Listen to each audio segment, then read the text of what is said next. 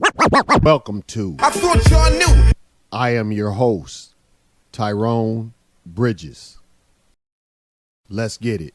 Never saw it coming. Yet he never saw it coming. Yet he never saw it coming. Yet he never saw it coming. Yet he never saw it coming. Yet he never saw it coming. A little bit in the light of my life. There it goes again.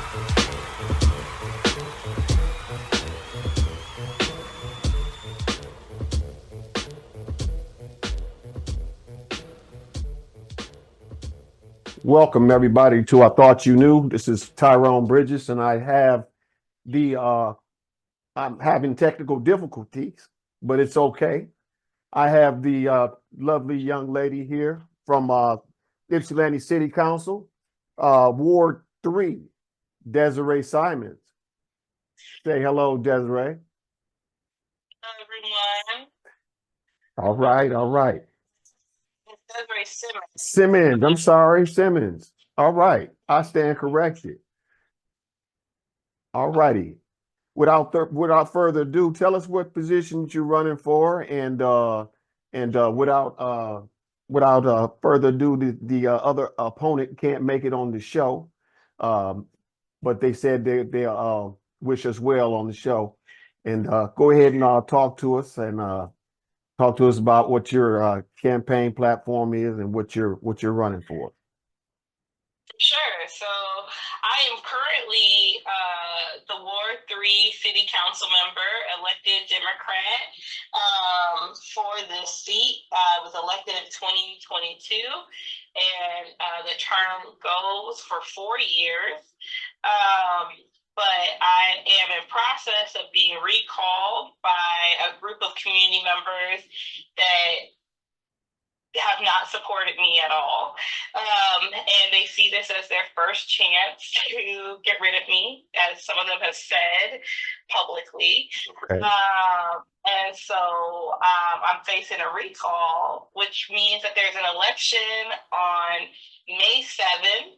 And I'll be facing an opponent to stay in this seat at that time. All right.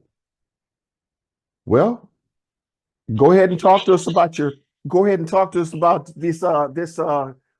recall election. This recall. You're asking me about my platform, Yeah. Basically, I'm still on the same platform that I was elected to, which Okay. focused on, a variety of issues, but primarily we broke it down into three main areas. One is housing, affordability and accessibility. So what housing's coming online? How do we make sure that it's doing what our residents need?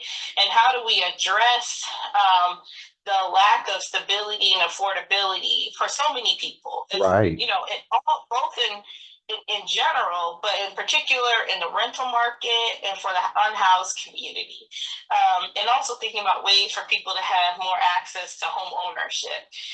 So there's a whole bunch of things around that. That's one of my main areas. Another main area is around community safety. And within community safety, I focus on both alternatives to police and thinking about unarmed response, because this is a gap in our services. More and more people actually would like to receive service but not have to call the police. And a lot of issues actually do not require armed response. And so working in that vein, but there's also things around pedestrian and cycling safety that I also see as being part of community safety, because I am a non-driver. And so I've experienced the dangers of just being out and about in the city, and how that makes it less likely that people want to just be on foot or on bike, which to me actually is a detriment to our businesses. So I believe in pedestrian and cycling safety as part of community safety. And how do we get all pedestrian related deaths and serious injuries to zero? And then the other area is around general community engagement. So how do we make sure that more people become aware about what's happening?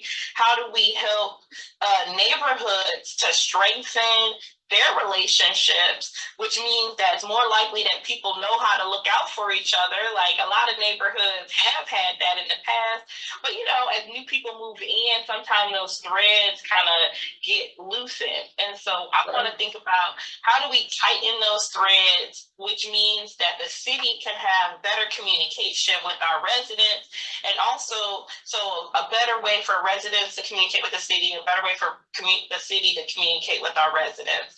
And so, and a better way for people to understand what is happening and can be engaged in decision making. And so, that's why I do things like the live thread of the council meeting, so that people who don't want to sit through our 4 to 5 hour meetings can still kind of see what's going on.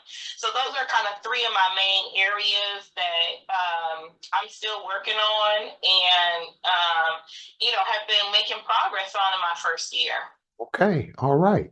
Now, if you don't mind, going over this recall, who's bringing this recall, and why, and what's the reason why?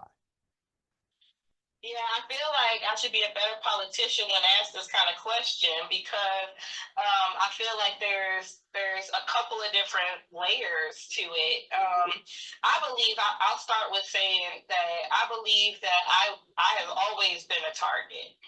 I'll just start off with that. Right. I feel like I've always been a target, and I will continue to be a target after this process. Right. And that's because, definitely some residents say that they don't feel like I represent their interests. And, I've tried to communicate to some folks that, I have never said that I will represent all interests, because it's not possible. Right.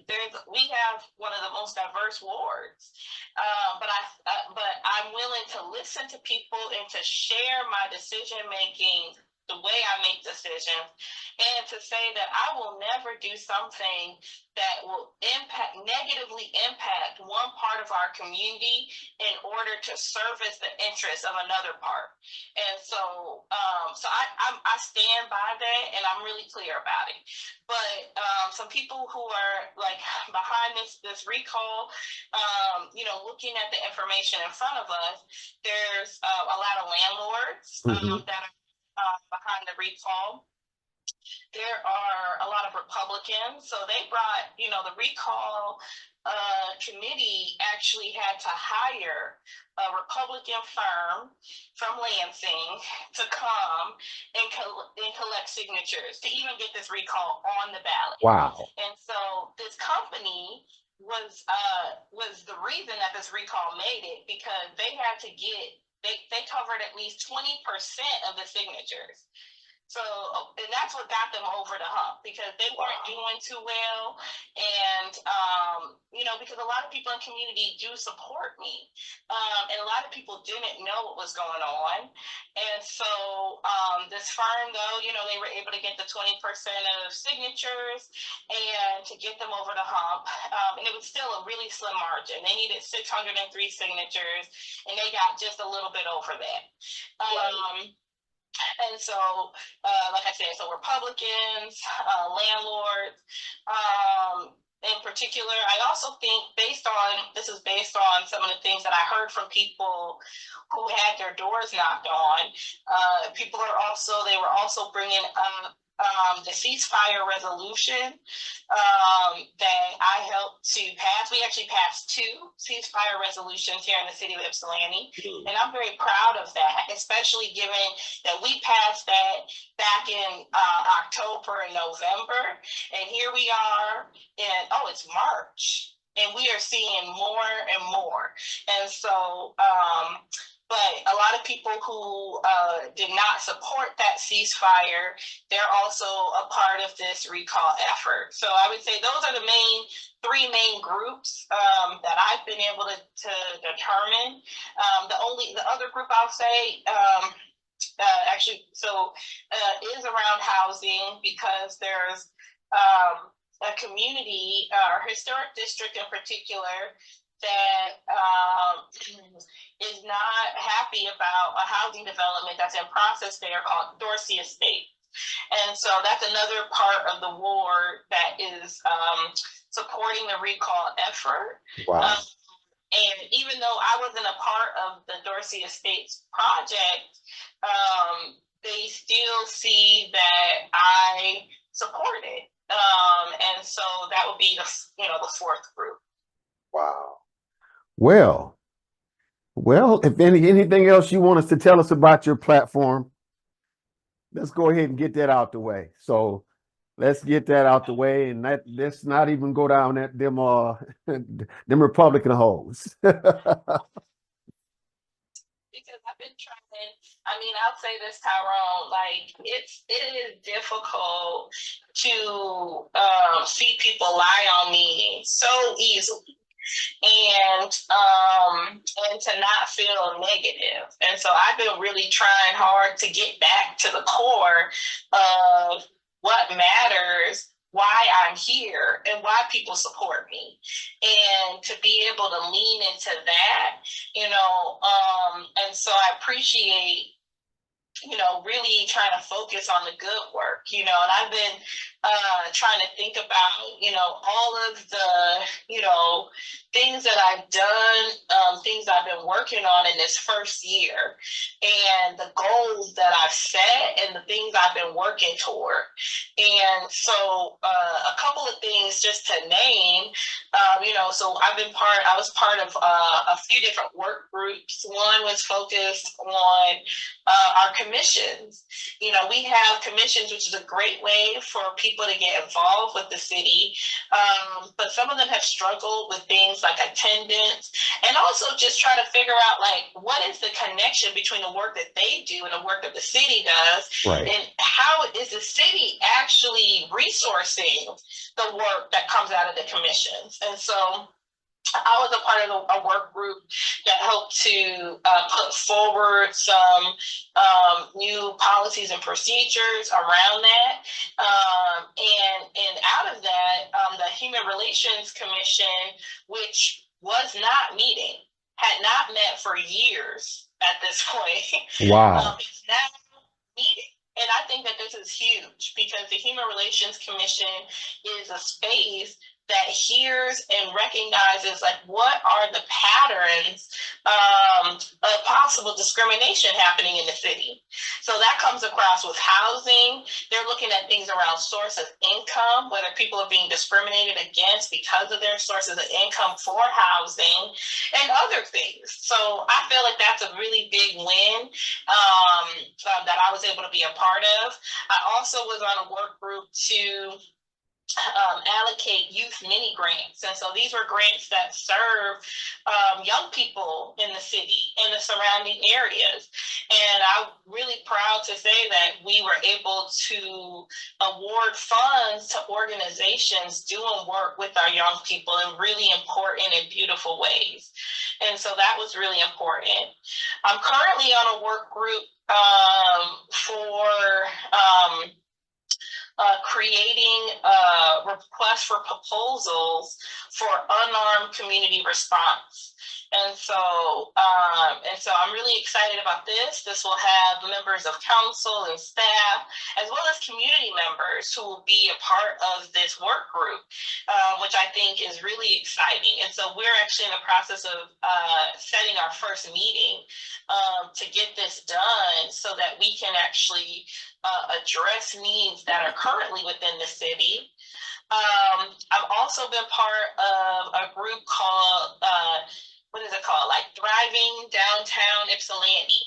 And this is a group including different foundation partners, business partners, policy partners, people who are in development, to think about what can we do to make sure that the vibrancy that we know exists in our Ypsilanti downtown is able to be felt and recognized by everybody who comes into this space. And so I've been a part of a group to think about what kind of things we can do and what are some policy ways that we can address some of those needs. And so I've been able to be part of that. And then I feel like, and then I've also done a number of resolutions while I've been on council. So both, and I would say one of the things I'm really proud of for the resolution, gets back to that main platform area around community engagement, which is that I've been able to have residents be able to either propose or help to create these resolutions that I've put forward. And so there's been ones like No Mow May to help our pollinators. So we were looking at this again, to make sure that we're doing our work to keep the bees going so we can keep having the food that we need, as an example. We also had a resolution around rent control and trying to get the state to repeal its preemption on rent control so that we can actually do what we need to do for our community. And this is because, and there's other things we need to do for renter protections, but in terms of increases that people see year over year, it's driving people out of the city. Right. And it's making people really unstable. I remember the days when I had to move each year, and who wants to do that? Like, how do you become the kind of community member you want to be when you have to pick up and pack and move and unpack every year? So that's another resolution I was able to do. The ceasefire resolution and a few other things. And so I say I'm entering a new season on council. I just got through my first year. And in the second year, I look to be even more proactive in trying to push forward things that, that people are working on in the community. And on top of those things, I try to be very accessible to the community. And so I have community meetings like every week. I'm meeting or talking to residents, responding to concerns or interest areas, or just hearing about things that they would like to see in the city to improve, and trying to think about how do we get there, right? So sometimes in those conversations, I can't say, oh, I can fix it, but I can say, oh, here's how I would go about addressing it. Here's who I could reach out to find answers to the questions you have. And I just try to work those things through as much as possible. Right. Okay. Now, I was a member of the Human Relations Commission when I was living out there in Ypsi. I was very proud of that whole thing during the Paul Schreiber mayoral era. And I know what you're talking about when you with the commissions, they get a chance to put their hands in the in the shaping of the city's policies. So I'm very proud of you for reaching out to this show, so you can actually get on here and talk about what's going on with you and what's going on with the recall and everything. So I'm glad you brought it to our attention. Just keep it 100. I'm glad. So you've been accessible to me. I've been able to reach out to you and get you on the show. And so what can I say? Kudos to you. People come first for me, Tyrone, always. Always. Any way to reach people more, I'm there. I try to do it and help people to understand information, because I don't expect everybody to follow what we do, right, all the time. It's a lot. People have a lot going on in their own lives. And so, any way to help to try to connect with people, I'm happy to do it. All right. Wonderful. Any way anybody can support you, you let them know your information. Please let them know your information. Yeah, for sure. So folks can find me. Our website is Desirae, which is Desirae, the number 4 Ipsy.com. You can also find us on Instagram, Desirae for Ipsy as well, and follow what we're doing. And on Facebook, it's the same, Desirae Simmons for Ypsilanti. So definitely follow that. If you want to keep track of what's happening with the council on the council meetings, I suggest people follow me, my Facebook page at Desirae Simmons for Ypsilanti, because that's where I probably do the most update. And yeah, I feel like, people can reach out if they're interested in volunteering. We will have opportunities for people to do things like door knock. And honestly, the biggest thing people can do if they live in Ward 3 is just talk to your neighbors. I think it's that person to person touch. And given the reality, one of the things about this election, which I'll bring up, which isn't popular, some people don't like when I talk about it, but one of my areas of focus is around voter suppression and voter engagement. And so before I was on council, one of the things I've been doing is following the numbers. And so what we know is that a May election has some of the lowest turnout. And it's also a really short time. Even for people, it's March. People will be getting their absentee ballot at the end of this month in order to vote for May. And so it's a very short turnaround in terms of trying to educate people, for people to feel comfortable and confident. There's a lot of people I meet out and about who say, I don't vote all the time because I don't know what the issues are. And so that's a challenge for this, because a lot of people still don't know what the issue is. And now they're going to have to know that they have to vote in May, in a year when there's a lot of stuff going on electorally, right? We're facing some big things, like at the presidential level. It's like, are we going to become a fascist country or not? Right, right. It's at that level, but here we are at the local level, which really impacts people on issues like housing, community safety, some local taxes, right? Like a lot of that stuff happens here. And so it's going to be about turnout. So we just have to really make sure that people know what's going on, and that they know that there's an election happening. And then if they feel like what I stand for is what they want to see, that they need to vote, and they will be able to also vote absentee. They will be able to vote absentee, but I will say the city council, not me, but the city council did vote to not have early voting for the special election. So that option is currently not available for residents of Ward 3. But other than that, they can vote absentee. They can vote on May 7th. And we're going to want and need all of those votes. So I tell people also to just, excuse me, hold on. I tell people that they can also email me to set an appointment. I typically do community meetings on Mondays and Fridays, and so people can reach me to meet if they have questions. I'm happy to do that.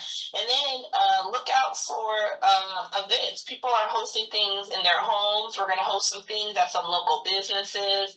And so drop into any of those if you want to learn more. And I just posted that we're going to have some new yard signs. So people can grab a yard sign if they like. And yeah, I look forward to just connecting with people more between now and May 7th. All right. So you actually in the ward that former city council person, God rest his soul, Pete Murdoch, he passed away. That's my mother's good friend. He was the first actual mayor actually to serve with us, and we were actually playing softball. The Southside Sluggers was the name, and at that time, Pete Murdoch was a butt kicker. He was one of them ones that was a fighter on the council like you. And I really appreciate you for everything you do on the council and everything that you've been striving for, trying to get everything together in the city. So appreciate you so much. Go ahead. Pete was here when I first got involved, and I had a chance to work with Pete, and Grace actually, on a couple of things. Pete was a part of the community benefits ordinance work where we were saying, hey, when a developer comes to the city, we want a process where the community members can talk directly and say, this is what we need in our community. Yep. And so Pete was a part of that process. So I got to know him really well. Mhm. And and got to, get to know him and Grace. And I remember the first time I ran as a nonpartisan candidate. And I remember, it stays with me because it's just like love, I feel it, and I remember Grace said to me in her way, she's so funny. She just was like, it was both direct, but it didn't say exactly the words, but she was like, every year we put out our vote only Dems sign. And she said, this year we won't put it out. Oh man.